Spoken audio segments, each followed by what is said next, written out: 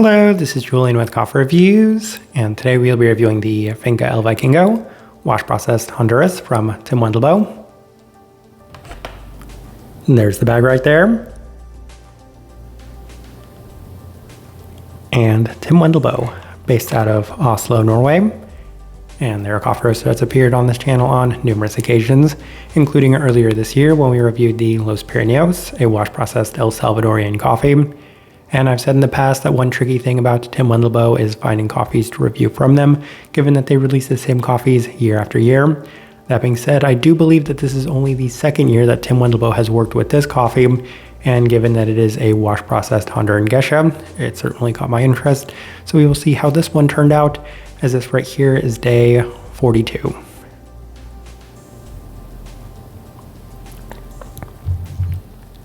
And recipe we went with for this coffee was Tim Wendelboe's recipe at a 15.38 to 1 water to coffee ratio, brewed at 99 degrees Celsius, about 210 degrees Fahrenheit, and I like this one best through the V60, which indicates a more medium fine grind roast profile for this coffee.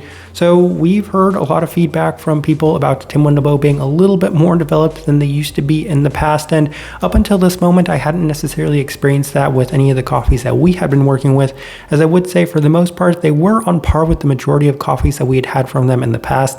That being said, I do have to highlight that this one felt a little bit more developed than those coffees, and it could have been for a number of reasons, but I also feel like that might have been the direction that they went with for this coffee. Even though it is still listed as being one of their lighter offerings, I would say that relative to the coffees that we've had from them, it's a little bit more developed, which people have tossed out the term Nordic light more recently in a little bit more of a derogatory term, as it's not quite as light as a lot of other lighter roasting European coffee roasters out there. But I guess I would say that this one perhaps on the slightly lighter side of a medium light, as it's truly once again not necessarily the lightest coffee that we've reviewed from Tim Wendelboe. With all that out of the way, let's go ahead and start discussing this coffee. Day 14, first impression through the V60, and the coffee is very much in line with the expectations for what it was. So it does have a cleaner presentation of a Honduran coffee with an abundance of herbal qualities that are consistent within Tim Wendelboe's coffees. In addition to that, a slight bit more of a robust quality that we have not quite experienced with Tim Wendelboe's coffees, and that's a lot of what I was highlighting when it came to the profile of this one specifically, as I honestly thought that we weren't going to be experiencing that with any of their coffees, but when I did experience just a little bit more of a robust quality within this one, I said, okay, I can probably see what people are getting at. I'm not saying that it's a very heavy or hindering quality to it. It was just pronounced enough to the point where we felt it was worth highlighting. It was complemented well by some prominent citric qualities, but for the most part, I would say a pretty generic and a lot of what you'd expect straightforward experience for this one.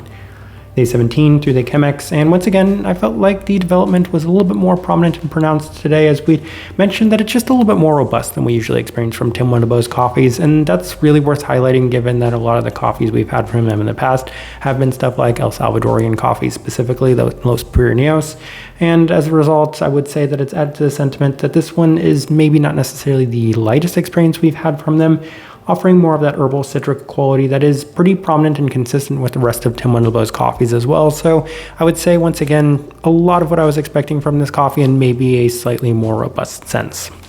Day 20 through the April brewer, and there's still a similar sentiment, as the coffee hasn't offered anything particularly unique or distinct from the moment we've started with this one, as it continues to feel like a slightly more developed version of a Tim Wendelboe coffee with a generic citric and floral feel in the finish and a slight bit more stone fruit this time around. So I would say there hasn't been anything so far that's really stood out about this coffee. It's a lot of what I was expecting from this coffee, but it'll get kind of interesting from this point going forward, as on day 23 we opted for the V60 with Tim Wendelboe's recipe, and there wasn't as much of a change as it was reminiscent of some of the earlier experiences we'd had with a slightly more generic Honduran gesha feel to it. It's got plenty of the traditionality, so I was thinking to myself, yeah, it tastes very much like a Honduran coffee, but I feel like it might be accentuated by having a little bit of a cleaner base to it with those citric and floral qualities as well, but also still slightly more robust, as it was just another okay day. And then day 26, we opted for the Chemex with Tim Wendelboe's recipe, and it was showing the first glimpses of potential, as there's much more clarity and depth to the coffee, as it was feeling a bit better balanced to the citric as well as the sweeter stone fruit and floral qualities to it. Better overall, and it's at this moment I actually went and I watched Tim Wendelboe's video on this coffee specifically because I couldn't necessarily tell if there was something that I was just missing with this coffee or if this is honestly what this coffee was.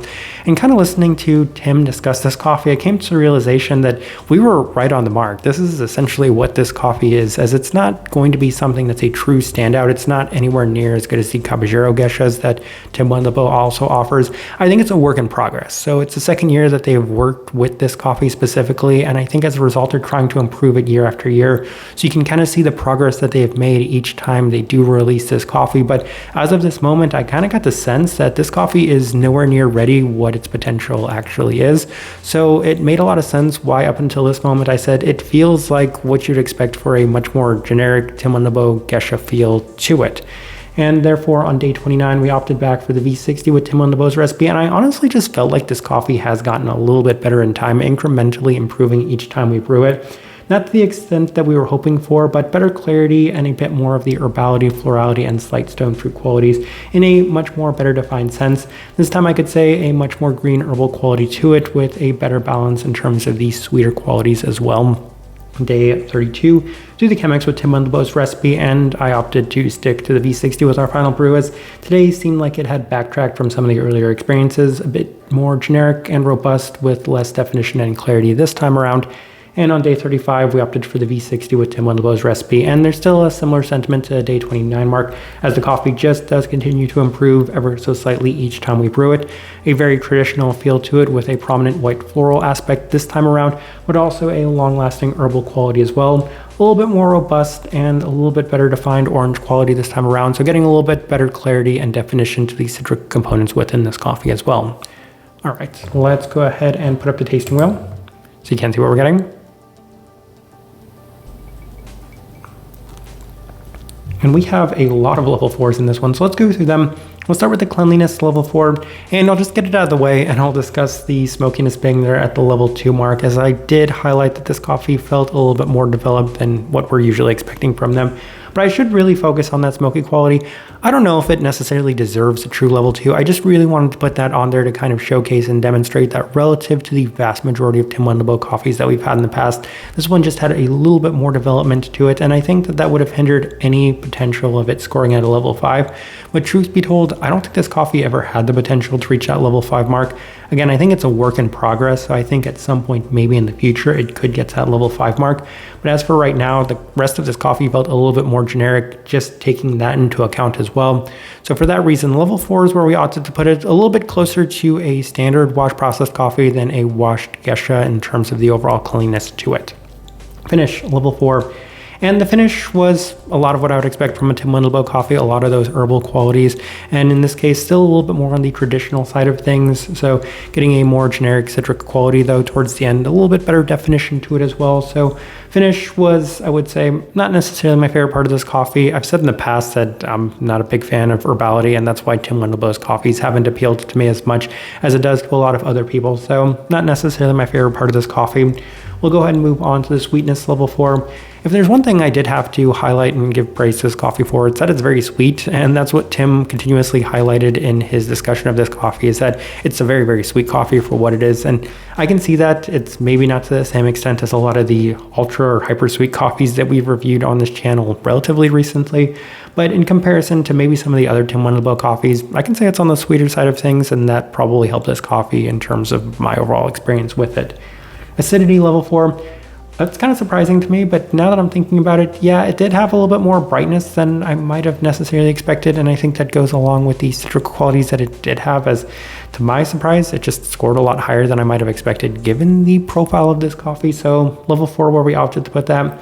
Florality level 4, mentioned a little bit more of a generic white floral quality to it. There's a lighter floral aspect, and it's kind of combined to go with that more herbal tone to it. So a little bit more of a, we'll say, generic white florality there at that level 4 mark. I'll go ahead and move on to citrus fruit level 4. And on the earlier days, I could say it just felt generically citrus, but then towards the end, it was defining itself a little bit more, a little bit better pronounced in that orange-like quality to it, as the coffee in general still had a lighter tone to it in terms of the flavor presentation. And that's kind of what you'd expect for a gesha coffee, even one that is of Honduran origin. And we'll go ahead and move on to the level 3 mark, and we have a couple. So we have the stone fruit there at the level 3. I mentioned that I was getting some traces of some stone fruit qualities, some very slight peach attributes to it. Again, the lighter fruit qualities, lighter floral qualities to it, still presented within this one. Savoriness, level 3, a lot of those herbal qualities definitely still very prominent within this coffee. And then the final thing we're discussing, body level 3, probably a little surprising for me, given that it is a gesha, but even then I feel like the fact that it's a Honduran coffee could kind of counteract that, and the fact that it's a little bit more robust and textured in general just gives it a little bit more body and depth than what you might expect for a gesha coffee. Outside of that, as I'm looking at this tasting wheel, I do think it is a pretty good representation of what I was getting from this coffee. All right, so my overall thoughts and impressions of this coffee. It was very interesting to hear feedback from a Tim Wendelboe superfan that had also had this coffee, not this year, but last year. And they said something along the lines of, yeah, the coffee wasn't to the level that they were expecting of Tim Wendelboe. And I think maybe even Tim Wendelboe knows that, and it's still going to continue to be a work in progress. But I want to say all of the coffees that he's had, and you've seen just improve each time that they have released the coffee year after year. And some years are going to be better than others, but this one right here, it still feels very early in the way that they're working with this coffee. So it's nowhere near where I think it's going to be by the time that they're very happy and proud to brand this one, maybe along the same lines as the Caballero Gesha. But for me, going through this coffee very early on, I couldn't help but shake the feeling that this coffee wasn't the way it was supposed to be, given that usually when it comes to Tim Wendelboe's coffees, I feel like they're pretty well prepared, they're pretty well set, you kind of have a good idea of what to expect from them, and then the profile of the coffees are very well defined, they're very accentuated, and they're just very straightforward, whereas this coffee really didn't offer a lot of that. So I think listening to the way that he described this coffee, it made a lot of sense. It validated my early impressions of this coffee, and I'm still curious to see where this coffee might be several years from now. Type of person I would suggest this coffee to. It's a very interesting middle ground where it still offers enough traditionality, but at the same time, plenty of clarity and cleanliness to offer some gesha-like attributes to it. So plenty of body, plenty of sweetness, and just a little bit more of those traditional feel in general, while at the same time having a little bit of depth in terms of that citric as well as floral quality to it, and that trademark herbal quality that is presented within so many of Tim Wendelboe's coffees. Kind of the best direction I can point somebody towards on this one, and also the best way I can leave this review. If you by chance had an opportunity to try this coffee, I'd love to know your thoughts and impressions of it as well. If you're enjoying the content, give this video a like, subscribe if you're not already subscribed. This right here has been a review of the Finca El Vikingo, wash processed Honduras from Tim Wendelboe. Thank you for watching.